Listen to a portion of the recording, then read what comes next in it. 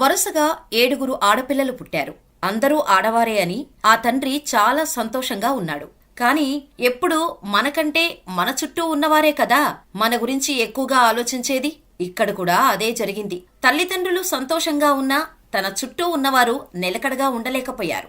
అందరూ ఆడవారేనా అంటూ వెక్కిరించటం మొదలుపెట్టారు. అందరినీ పెంచి పెద్ద చేసి పెళ్లిళ్లు చేసేసరికి నీ పని అయిపోతుంది అంటూ రకరకాలుగా సూటిపోటి మాటలు అనేవారు. దాంతో అవి తట్టుకోలేక వారి మాటలు ఫ్యూచర్లో తన పిల్లలను ఎక్కడ బాధిస్తాయో అని పుట్టి పెరిగిన సొంత గ్రామాన్ని వదిలేసి మరో ప్రాంతానికి వెళ్లిపోయింది ఆ కుటుంబం. ఇక అక్కడ ఒక చిన్న పిండిగిరిని పెట్టుకొని దాన్ని నడిపించుకుంటూ కూతుర్లను చదివించటం మొదలుపెట్టాడు తండ్రి.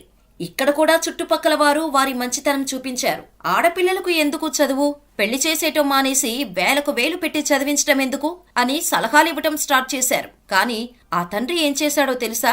తన కూతుర్ల కోసం ఎవరి మాట వినలేదు ఈ సీతయ్య. ఆ తండ్రి చేతనైనంత వరకు కష్టపడి అందరి పిల్లల్ని బాగా చదివించాడు. 7 ఆడపిల్లలు తన తండ్రి పడ్డ కష్టం అర్థం చేసుకొని వాళ్లు కూడా కష్టపడి చదివారు. ఇప్పుడు ఏం చేస్తున్నారో తెలుసా? ఎలా ఉన్నారో తెలుసా?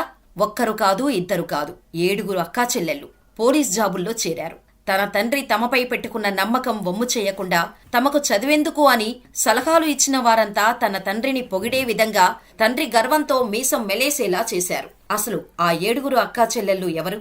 వాళ్ల కథేంటి తెలుసుకోవాలంటే ఫుల్ వీడియో చూడాల్సిందే.